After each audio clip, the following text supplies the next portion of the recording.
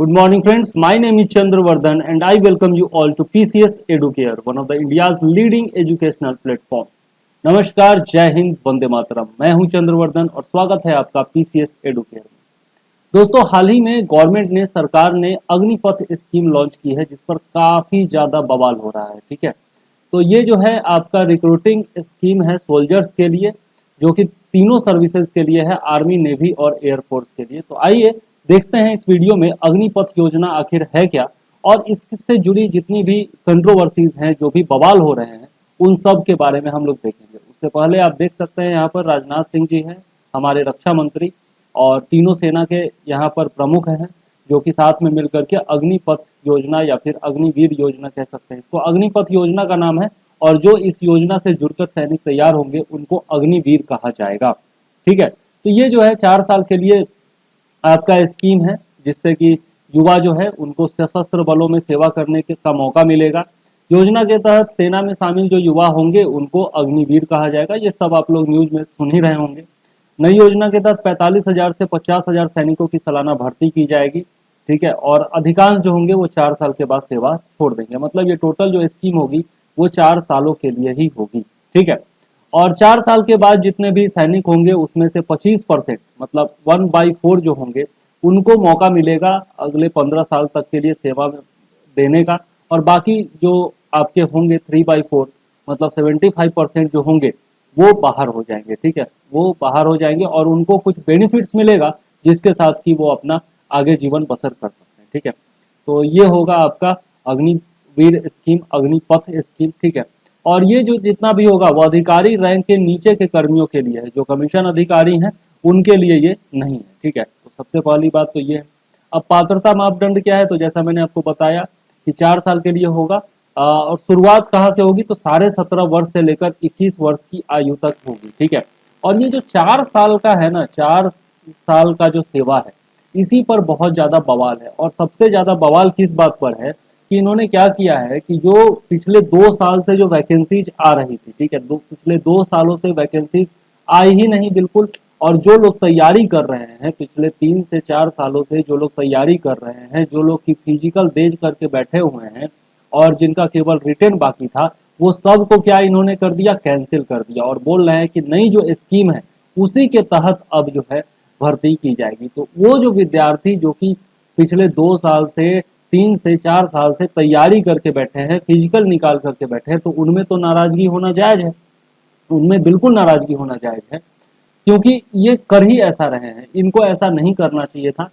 मोदी सरकार का एक जो है ना 2-3 बड़ा खामी है। पहला खामी ये है कि पहले सोचते नहीं है और स्कीम जो है वो लागू कर देते हैं। सबसे पहली बात तो ये है, सोचते नहीं है बिल्कुल भी। ठीक, दूसरा क्या होता है कि केवल बेनिफिट गिनाते हैं, और उसका जो आपका कौन है, मतलब कि क्या नुकसान होगा, ये इस पर जो है उनकी सोच ही नहीं होती है। तीसरा चीज जो होता है कि इम्प्लॉयमेंट जो है, इस पर वो लोग सोचते नहीं है। ठीक है, देश को आगे बढ़ाना अच्छी बात है, आपका नियत सही है, लेकिन एम्प्लॉयमेंट पर आपको सोचना चाहिए। ठीक है, और इस चीज पर सोच नहीं रहे। एक तो एम्प्लॉयमेंट जो है वो धीरे धीरे करके देश भर में घटता जा रहा है। जितनी भी सरकारी आपकी सेवाएं हैं, जितनी भी सरकारी सेवाएं हैं, सब में नौकरियां जो हैं वो लगातार घट रही है, बढ़ने के बजाय घट ही रही है। जबकि 2 करोड़ नौकरी देने का प्रति वर्ष वादा था। ठीक है, सारा सेक्टर जो है वो प्राइवेटाइज किया जा रहा है, और इसमें जो है दिक्कत हो रही है लोगों को। प्राइवेटाइजेशन के कारण जो है लोगों को नौकरी मिल नहीं पा रही है। और भी बहुत सारी चीजें हैं जो कि मैं बताऊंगा इस वीडियो के दौरान। सबसे पहले देख लेते हैं इसका उद्देश्य क्या।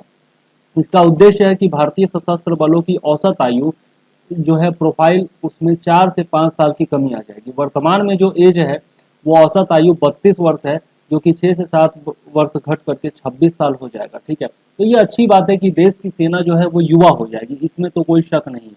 ठीक है, और भी बहुत सारे बेनिफिट्स हैं जो कि मैं आपको बताता हूँ कि क्या क्या बेनिफिट्स मिलेंगे। उसके बाद हम लोग डिटेल पर में चर्चा करेंगे कि आखिर क्यों ऐसा बवाल हो रहा है और क्या दिक्कत है छात्रों की। ठीक है, उस पर भी बात करेंगे और अपनी राय भी हम जरूर रखेंगे। ठीक है, सबसे पहले देख लेते हैं पेमेंट और बेनिफिट क्या होगा। तो ये सब आप लोग सुन ही रहे होंगे कि यहाँ पर क्या किया जाएगा। पहले साल में आपका 21,000 रुपया आपके हाथ में मिलेगा, और 9,000 रुपया जो है वो आपको सेवानिधि के तौर पर जमा करना होगा। ठीक है, जितना आप जमा करेंगे उतना ही सरकार भी आपके लिए जमा करेगी। दूसरे साल में 23,100 प्रति महीना मिलेगा और 9,900 रुपया आपको जमा करना पड़ेगा।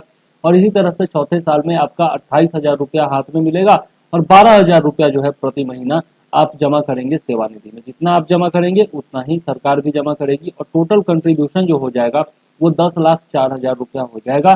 ठीक है, 5,02,000 रुपया आप जमा करेंगे और 5,02,000 रुपया जो है वो सरकार जमा करेगी और सब मिलाकर के 4 साल के बाद 11,71,000 रुपया आपको सेवानिधि के तौर पर मिल जाएगा। ठीक है, तो ये जो आपका पेमेंट है, कुछ पैसे जो हैं लगभग 10 लाख के आसपास जो है वो आपको सैलरी के तौर पर मिल जाएगा। रहना खाना तो सब कुछ सेना में फ्री ही होता है। और साथ में आपका 11 लाख 12 लाख के आसपास जो है 12 लाख के आसपास आपको सेवानिधि के तौर पर मिल जाएगा। इसके अलावा बाकी जो आपका बेनिफिट होता है वो सब आपको मिलता रहेगा। जितना भी होता है इंश्योरेंस वगैरह जो भी होता है वो सब आपको जरूर मिलता रहेगा। ठीक है, तो ये थोड़ा सा अच्छा बात है कि चलो पैकेज जो है वो मिला जुला करके ठीक है। लेकिन उसके बाद क्या होगा, 4 साल के बाद क्या होगा, ये सबसे बड़ा जो है सवाल है। तो अग्निवीरों को लाभ क्या होगा वो जरा सा देख लेते हैं कि 4 साल पूरे होने पर 11,71,000 रुपया का एक मुश्त सेवानिधि पैकेज उसमें मिलेगा, जिसमें कि उनका अर्जित ब्याज भी शामिल होगा। और ये जो होगा आपका टैक्स से फ्री होगा, मतलब कि इस पर आपको कोई भी इनकम टैक्स नहीं लगेगा।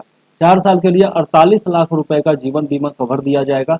मृत्यु होने पर जो है 1 करोड़ से अधिक रुपए की राशि मिलेगी और साथ में जितना कार्यकाल बचा हुआ है उसका वेतन भी मिलेगा। ठीक है, सरकार 4 साल के बाद सेवा छोड़ने पर सैनिकों के पुनर्वास में मदद करेगी और उन्हें स्किल सर्टिफिकेट और ब्रिज कोर्स प्रदान किए जाएंगे। ठीक है, मान लिया कोई टेंथ पास किया है 17.5 साल की उम्र में, मान लिया कि टेंथ पास किया है और वो चला जाता है अग्निवीर बनने, तो उसको जो है प्लस टू का वो सर्टिफिकेट भी दिया जाएगा और साथ में उनको कुछ कोर्स भी कराया जाएगा। कुछ टेक्निकल कोर्स हो सकता है, ठीक है, या फिर आईटीआई लेवल का कुछ कोर्स हो सकता है जो कि उनको कराया जाएगा। ठीक है, तो थोड़ा बहुत स्किल तो उनको दिया जाएगा, लेकिन फिर भी 4 साल के बाद वो इतने ज्यादा ट्रेंड नहीं होंगे कि उनको कॉर्पोरेट सेक्टर में अच्छा जॉब मिल सके। ठीक है, कॉर्पोरेट सेक्टर में कोई अच्छा सा जॉब नहीं मिलेगा। हालांकि जो यूपी गवर्नमेंट है या फिर हरियाणा गवर्नमेंट है, इन लोगों ने बोला है कि जो अग्निवीर निकल करके आएंगे उनको यूपी पुलिस में या फिर हरियाणा पुलिस में और भी असम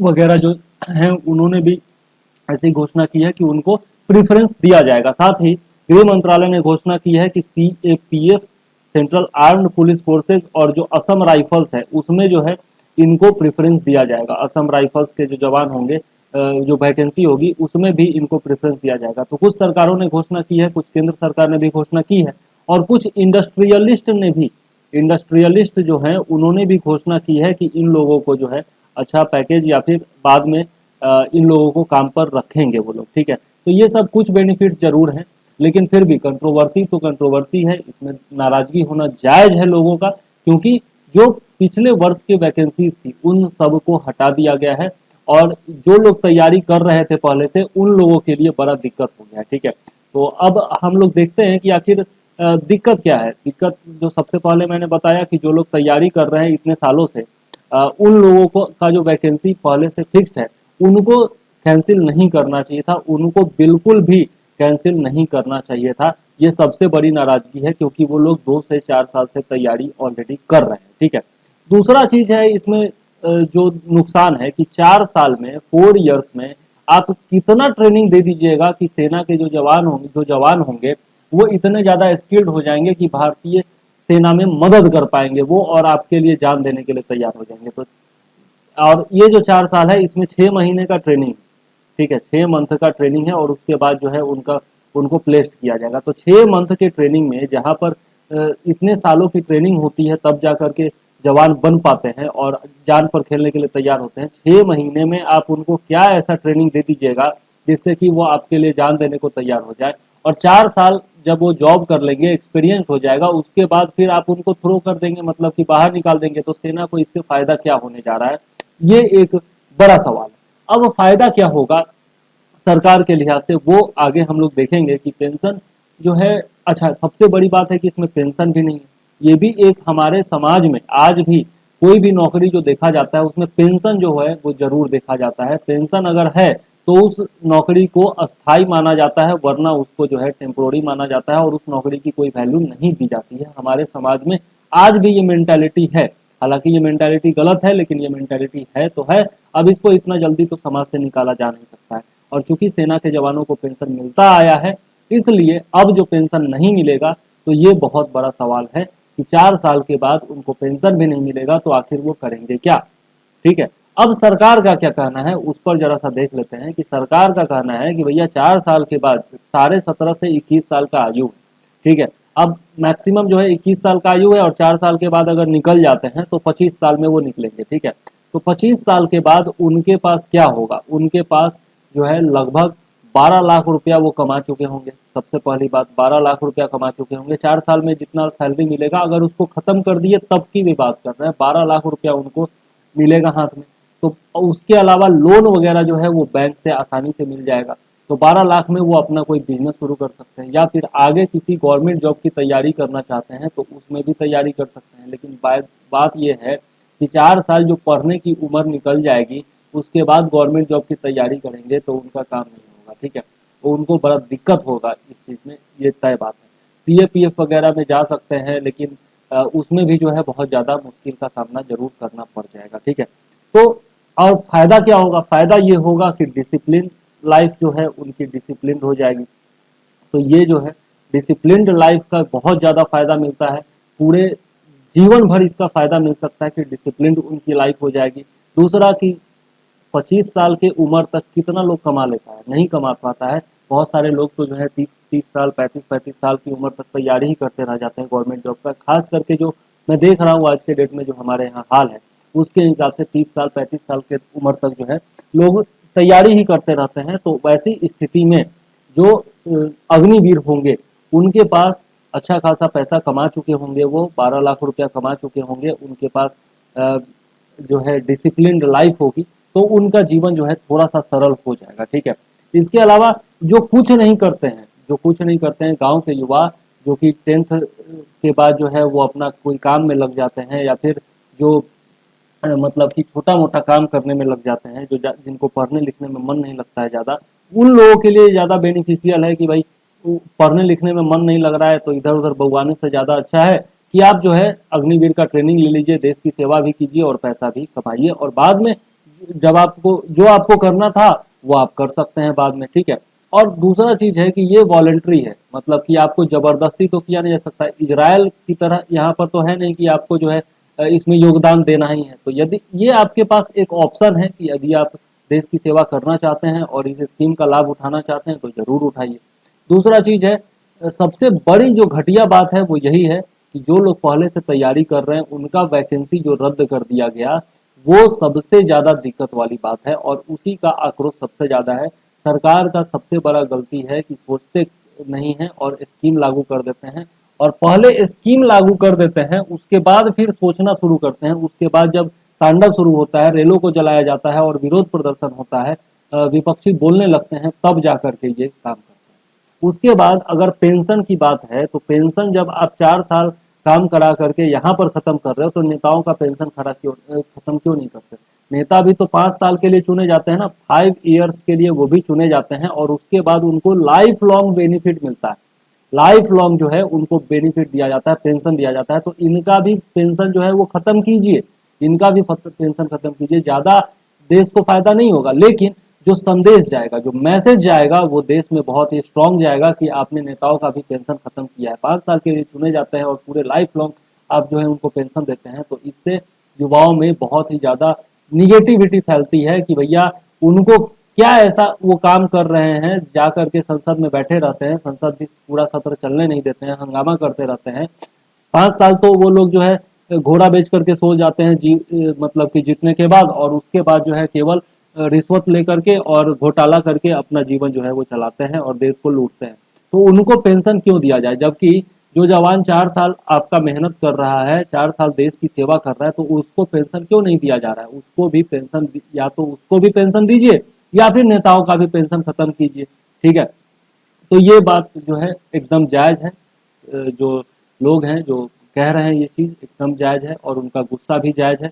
सरकार को इस पर सोचना चाहिए और इनका कुछ अस्थायी व्यवस्था करना चाहिए। कुछ और भी अगर सरकारी वैकेंसी हो जिसमें कि इनको बेनिफिट दिया जा सके तो उनको बेनिफिट जरूर दिया जाना चाहिए। और जो आपके रिटायर्ड मिलिट्री फोर्स होते हैं उनका जितना भी बेनिफिट होता है ये सब इनको मिलना चाहिए। ठीक है, अब देख लेते हैं कि आखिर क्या स्थिति है। तो गवर्नमेंट जो है वो 46,000 अग्निवीर को इस साल रिक्रूट करने की बात कर रही है, जबकि हम देखें तो लगभग 2 साल से जो है आपका रिक्रूटमेंट नहीं हुआ है और इस कारण से बहुत सारा जो आपका वैकेंसी है वो फुलफिल नहीं हुआ है। लगभग 1 लाख से ज़्यादा वैकेंसी जो है वो अब तक जनरेट हो चुका है 2 सालों में, और भर्ती कितने होंगे, केवल 46,000 होंगे। तो ये जो भर्ती नहीं होगा, सेना की जो कमी होगी, इसको इसकी क्षतिपूर्ति कैसे करेगी सरकार, ये एक बहुत बड़ा सवाल है। दूसरा चीज है कि नया तरह का वारफेयर आज के डेट में उभर के आ रहा है, जैसे साइबर टेक हो गया या फिर आर्टिफिशियल इंटेलिजेंस हो गया। नया जो आपका शस्त्र वगैरह है वो सारा एकदम कट एज टेक्नोलॉजी जो है वो पूरे मार्केट में छा रही है और अलग अलग तरीके से लोग वार कर रहे हैं। और हमारा जो है वो दोनों तरफ से है, एक तरफ से चाइना का टेंशन है हमको और दूसरी तरफ से पाकिस्तान भी जो है वो ललकारता रहता है। ठीक है, तो दोनों तरफ से हमको टेंशन है और ये दोनों क्या है, दोनों जा करके मिल गए हैं और दोनों मिल करके हमें टेंशन देते रहते हैं। तो हमारा तो टू फ्रंट वार है ना, तो उससे निपटने के लिए हमको ज़्यादा सैनिकों की जरूरत है, ट्रेंड सैनिकों की जरूरत है जो कि एकदम ट्रेंड हो, और यहाँ पर ट्रेनिंग दे करके अनुभव दे करके आप निकाल दे रहे हैं तो दिक्कत हो जाएगी। ठीक है, अच्छा, अब सरकार का ये भी कहना है, यहाँ पर टू फ्रंट डेंजर है हमारे पास और ये जो है चैलेंज काफ़ी ज़्यादा हमारे पास होगा, नॉर्दर्न बॉर्डर से भी होगा और साथ में जो है आपका इधर वेस्टर्न बॉर्डर जो है पाकिस्तान का उधर से भी होगा। ठीक है, तो इस स्कीम के बारे में सवाल है कि does it have the potential to create a better trained more committed fighting force for India. क्या यह जो स्कीम है वो काफ़ी ज़्यादा मतलब अधिक ट्रेंड लो, अधिक प्रशिक्षित और अधिक जो समर्पित फाइटिंग फोर्स है वो भारत के लिए तैयार कर पाएगा। तो यहाँ पर कुछ पॉइंट्स हैं जो कि समझना जरूरी है कि एक कॉम्बैट सोल्जर जो होता है, एक योद्धा जो होता है, योद्धा सैनिक जो होता है, वो उसको 4 साल में तैयार नहीं किया जा सकता है। ठीक है, और इसलिए नेशनल सिक्योरिटी को भी यह कॉम्प्रोमाइज जरूर करेगा। दूसरा चीज है कि जो टेन्यूर होता है सोल्जर का या फिर सेलर का या फिर एयरमैन का, क्योंकि ये तीनों सेनाओं के लिए है। तो सोल्जर आपकी सेना में हो गया, आर्मी में, सेलर हो गया आपका नेवी में और एयरमैन हो गया आपका किस में, एयरफोर्स में। ठीक है, तो इसमें जो अग्निपथ स्कीम के तहत इनको तैयार किया जाएगा, वो क्या करेगा, चोक अ ब्लॉक विथ एक्टिविटीज, मतलब कि जो काम ये लोग करते हैं उनमें जो है ना बड़ा खतरा उत्पन्न हो जाएगा, उसमें चोक कर जाएंगे। ठीक है, ज्यादा देर तक वो काम नहीं कर पाएंगे क्योंकि 4 साल के बाद तो उनको निकाल दिया जा रहा है, तो उसका ज्यादा बेनिफिट नहीं मिल पाएगा। ठीक है, इन एज 4 ईयर्स टेन्योर, मतलब 4 साल के टेन्योर में उनका रिक्रूटमेंट ट्रेनिंग जो है वो भी इंक्लूडेड है। इसके अलावा जो छुट्टियां होंगी, जो ऑथोराइज्ड लीव्स है वो भी होगा। इसके अलावा टेम्पोररी ड्यूटी जो होता है वो भी होगा। और इससे 90 सप्ताह जो है, 90 सप्ताह जो है वो तो ऐसे ही चला जाएगा। ठीक है, 90 सप्ताह जो है वो 4 साल में वैसे ही चला जाएगा, तो वो कितना दिन काम ही कर पाएंगे, ये भी एक बड़ा सवाल है। उसके अलावा जो जो ग्रीन सोल्जर है, ठीक है, उसको मिसाइल पायलट के तौर पर या फिर टैंक मैन के तौर पर या फिर आर्टिलरी गनर के तौर पर या फिर मशीन गनर के तौर पर या फिर व्हीकल ड्राइवर के तौर पर किसी भी रूप में कितना चांस है कि उनको जो है ट्रेन किया जा सकेगा। और ट्रेन अगर हो भी जाते हैं, ठीक है, अगर इन्फेंट्री सेक्शन वगैरह में ट्रेंड हो भी जाते हैं तो रिमेनिंग पीरियड के लिए हम लोग क्या कर रहे हैं, उनको खोल दे रहे हैं। मतलब कि जितना रिमेनिंग पीरियड है, 90 सप्ताह तो खत्म हो गया, 90 सप्ताह जो है वो तो खत्म हो गया, और जितना टाइम बच रहा है उसमें अगर इन सब के रूप में उनको डेवलप भी कर दे रहे हैं तो फिर क्या कर रहा है, 4 साल के बाद उनको सेना खो दे रही है, तो फायदा क्या हो रहा है ये समझ में आ नहीं रहा है। तो ये समझाना जरूरी है। दूसरा चीज उसके बाद क्या है कि आर्म्ड फोर्सेज जो है उसमें 4 साल तक के लिए तो आप ट्रेनिंग देंगे, उसमें आपका सिक्योरिटी प्रॉब्लम हो जाएगा। ठीक है, सिक्योरिटी प्रॉब्लम किस रूप में होगा वो आप जान रहे हैं कि आपका जो सेना का संख्या है वो घट रहा है। ठीक है, इसके अलावा हम लोग देखें तो रिटायर्ड सोल्जर जो है उनका जो एज होता है वो 38 साल होता है जनरली। अभी चूंकि जो रिक्रूटमेंट होता है वो 15 से लेकर 25 साल के लिए होता है, तो जनरली जो रिटायरमेंट का एज होता है वो 38 से 40 के बीच में होता है। जो लोग हैं जो भी आपके जाते हैं उनमें तो 38 साल का उनका रिटायरमेंट का एज होता है आज के डेट में। ठीक है, अब इनको जो है पारामिलिट्री फोर्सेज में जाने में सुविधा नहीं होती है, ठीक है। इसके अलावा अदर जो सिविलियन सेक्टर है उनमें जो है जितने भी रिटायर्ड आर्म फोर्सेज हैं वो कैसे जॉब प्राप्त कर पाते हैं, उनको प्राइवेट सिक्योरिटी एजेंसी में जॉब मिल पाता है गार्ड के रूप में, या फिर वो लोग जो है कहीं भी रिस्पेक्टेबल एम्प्लॉयमेंट उनको नहीं मिल पाता है, ठीक है। और उनका वो जो होते हैं अपने पेंशन पर डिपेंडेंट हो जाते हैं, या फिर पोस्ट रिटायरमेंट बेनिफिट जो होता है केवल उसी पर डिपेंडेंट रह जाते हैं, ठीक है। तो यहाँ पर जो है अग्निवीर के संबंध में केस ये है कि 21 से 25 साल में वो लोग रिटायर हो जाएंगे, ठीक है। तो काफी कम एज होगा, तो उनके पास ये मौका जरूर होगा कि बाकी सब क्षेत्रों में वो रिक्रूट हो सके। लेकिन एक और यहाँ पर खतरा ये है कि उनको जो है रेडिकलाइज किया जाए, रेडिकल पॉलिटिकल आउटफिट बन जाए। अगर उनको जॉब नहीं मिलता है, अगर उनको 4 साल के बाद जॉब नहीं मिलता है, तो क्या किया सकता है, उनको रेडिकलाइज किया सकता है, उनको ट्रेनिंग दी जा चुकी है, वो लोग जानते हैं कि किस प्रकार से गोला बारूद और बंदूक का इस्तेमाल करते हैं, तो उनको रेडिकलाइज किया जा सकता है, ठीक है। पॉलिटिकल पार्टी जो है वो उनका फायदा उठा सकती है। इसके अलावा क्राइम सिंडिकेट में वो शामिल हो सकते हैं, या फिर फॉरेन इंटेलिजेंस एजेंसीज में वो जो है उनके हाथों की कठपुतली बन सकते हैं। ये भी एक बहुत बड़ा खतरा हो जाएगा, और यह इंटरनल सिक्योरिटी और देश की सिक्योरिटी के साथ बहुत बड़ा खतरा पैदा हो जाएगा, ठीक है। क्योंकि वो वेपन हैंडल करने में ट्रेन हो चुके होंगे, एक्सप्लोसिव वगैरह हैंडल करने में ट्रेंड हो चुके होंगे, और बेसिक नॉलेज भी होगा उनको मिलिट्री एस्टेब्लिशमेंट का और फंक्शनिंग का, ठीक है। और ये जो है रियल सिक्योरिटी थ्रेट बन सकते हैं। अब हम देखते हैं कि इंडिया का जो डिफेंस बजट है, यहाँ पर अब हम लोग बात करते हैं थोड़ा सा बेनिफिट क्या होगा, मॉनिटरी टर्म में क्या बेनिफिट होगा वो देख लेते हैं। तो इंडिया का जो डिफेंस बजट है 22-23 के लिए वो है 5.25 लाख करोड़, ठीक है। जिसमें से 1.2 लाख करोड़ रुपया जो है वो पेंशन कंपोनेंट के लिए या फिर सैलरी वगैरह के लिए जा रहा है, ठीक है। तो यहाँ पर हम लोग देखते हैं कि टोटल डिफेंस बजट जो है उसका 44.37% is impact for the services revenue expenditure, और 29.01% जो है वो कैपिटल रिक्रूटमेंट के लिए है, रिक्वायरमेंट के कैपिटल रिक्वायरमेंट के लिए है, और 22.79% जो है वो डिफेंस के पेंशन के लिए है। ये भी आप देख लीजिए कि 22.79% जो है वो टोटल आपका 5.25 लाख करोड़ का वो जो है आपका डिफेंस के पेंशन के लिए है, ठीक है। और सैलरी और पेंशन दोनों को मिला दिया जाए तो 55.3% जो है वो केवल सैलरी और पेंशन देने में चला जाता है। तो सैलरी देना तो एकदम मस्ट है, लेकिन पेंशन को यहाँ से काट करके हटाया जा रहा है, जिससे कि फायदा हो सकता है। अब वो जो फायदा होगा उसका इस्तेमाल किया जा सकता है। यहाँ पर एक और चीज देख लीजिए, थोड़ा सा जो आंकड़ा है, सैलरी और पेंशन जो तीनों सर्विसेज का है, आर्म फोर्सेज पर्सनल है, ऑक्सिलरी फोर्सेज है, और civilian working in defence establishment है, ये सब को मिला दें तो ये जो है धीरे धीरे करके बढ़ रहा है। और ये जो है आपका 61.98% जो था फिजिकल ईयर 2022 में, वो 64.1% हो गया है फिजिकल ईयर 23 में, और ये लगातार बढ़ता ही रहेगा, ठीक है। और यह एस्टिमेट किया जा रहा है, अनुमान लगाया जा रहा है कि प्रोस्पेक्टिव लाइफ टर्म सेविंग जो होगा वो क्या होगा इससे, कि जो 17 साल की अवस्था में 17 साल के बाद जो लीव करते हैं, सेना को छोड़ते हैं, उनकी तुलना में यदि देखें तो यहाँ पर जो है 11.5 करोड़, ठीक है, 11 उनको जितना बेनिफिट मिलता है वो 11.5 करोड़ रुपया ज्यादा होता है अग्निवीर की तुलना में। जो 17 साल का सेवा दे करके तब निकलते हैं उनके बारे में बोल रहा हूँ कि उन पर 11.5 करोड़ रुपया ज्यादा खर्च होता है अग्निवीर की तुलना में।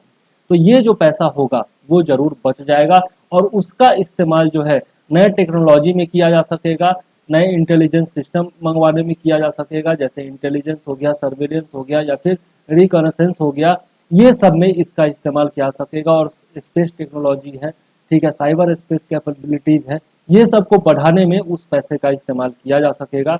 और जो आर्म्ड फोर्सेज है वो ज़्यादा एजाइल होगी, फ्लेक्सिबल होगी, लिथल होगी, इनोवेटिव होगी और क्रिएटिव होगी, और साथ में बेटर हार्डवेयर भी इसको मतलब अवेलेबल हो पाएगा, ठीक है। और ये जो आपका टेक्नोलॉजिकल मतलब टेक्नोलॉजिकल एज जो है वो जब एक्सटेंड करेगा तब भारतीय सेना ज़्यादा डिस्ट्रक्टिव हो सकेगी, ठीक है, और उनका न्यूमेरिकल स्ट्रेंथ जो होगा वो भी काफी अधिक होगा, ठीक है।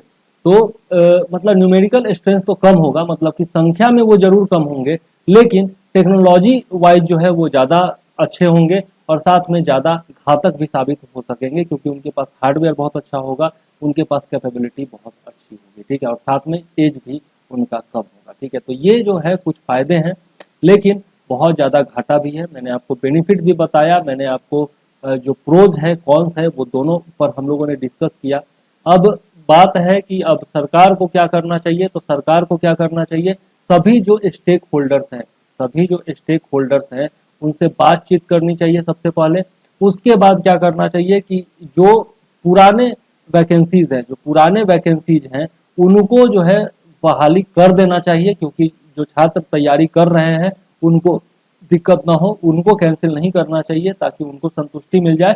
और आगे यदि आप बेनिफिट लाना चाहते हैं, अगर आगे इस स्कीम को लागू करना चाहते हैं तो थोड़ा और बेनिफिट दीजिए, थोड़ा और इसको स्मूथ बनाइए, लोगों को समझाइए, उसके बाद आप लागू कीजिए। चाहे वो नोटबंदी हो, चाहे वो नोटबंदी में हम लोग देख लें, या फिर जीएसटी के मामले में देख लें, या फिर किसी भी मामले में देख लें, चाहे वो आपका सीएए था, जो भी था, जितना भी या फिर अब किसान कानून जो था, किसान कानून जो था, ये सब के मामले में हम लोगों ने देखा है कि सरकार पहले लेकर के आई है, उसके बाद फिर जो उसका विरोध शुरू हुआ है और तब जाकर के सरकार ने उस पर सोचा है या फिर उसको वापस लिया है ना।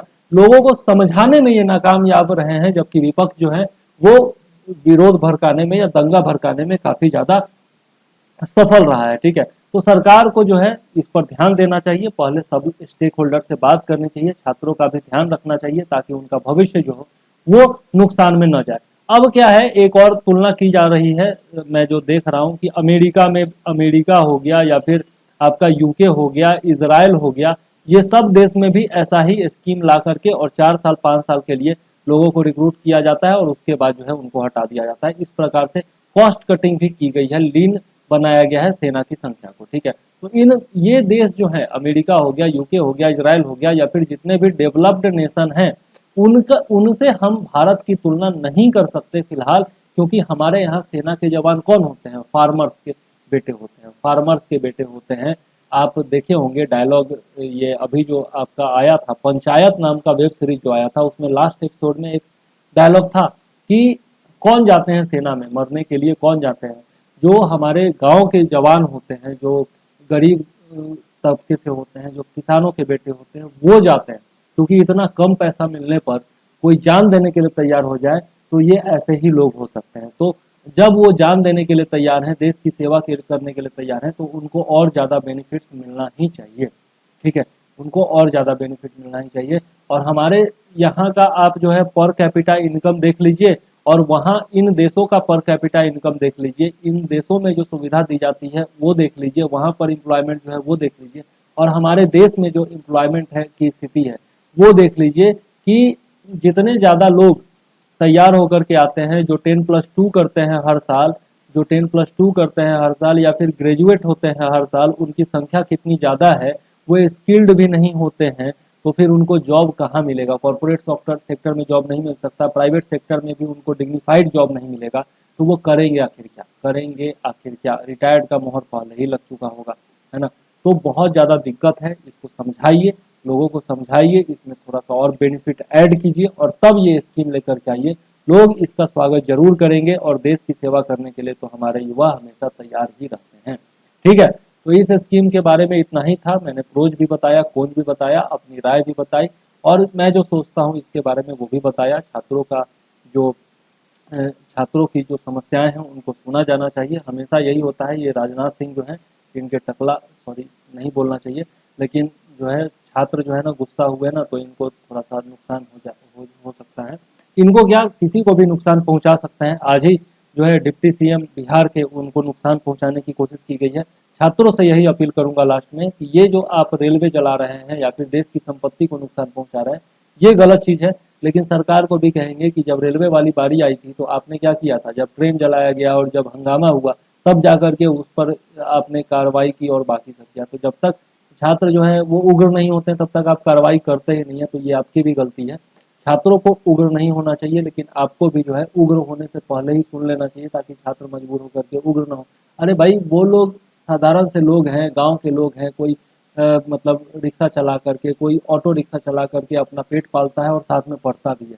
कितने सारे लोग ट्यूशन पढ़ा करके और बाकी सब करके अपना कोचिंग का भी जुगाड़ करते हैं और पढ़ते भी हैं। तो आपको ध्यान देना चाहिए कि वैसे लोगों का क्या होगा, वैसे लोगों का क्या होगा जो कि अपना खर्चा भी खुद चलाते हैं और पढ़ाई भी करते हैं और आपके एग्जाम्स की तैयारी भी करते हैं। एक तो एग्जाम टाइम पर होता नहीं, और जो होता है उसमें भी ला करके नया अड़ंगा डाल देते हैं, तो छात्र क्या करेंगे भाई? छात्रों में तो गुस्सा होगा ही, तो उनके गुस्से को समझिए, क्योंकि वही आपको वोट दे करके जिताए हैं, तो उनका जो है बात आपको सुनना ही होगा। ठीक है, तो चलिए इस वीडियो को इतना ही रखने देते हैं। आप लोग जो है चैनल को सब्सक्राइब कर लीजिएगा, और वीडियो जो है अब डेली आएगा। ठीक है, डेली ये जो है वीडियो किसी न किसी सब्जेक्ट पर आएगा, और जल्द ही जो है हम लोग पूरे फुल फ्लेजेड कोर्स के साथ आपके सामने उपस्थित होंगे, नए टीचर्स भी होंगे। तो ज़्यादा दिनों के बाद वीडियो डाला हूँ, इसके लिए मुझे माफ़ करिएगा। लेकिन अब जो है रेगुलरिटी मेंटेन होगी, और आप लोगों को लगातार वीडियो मिलेगा।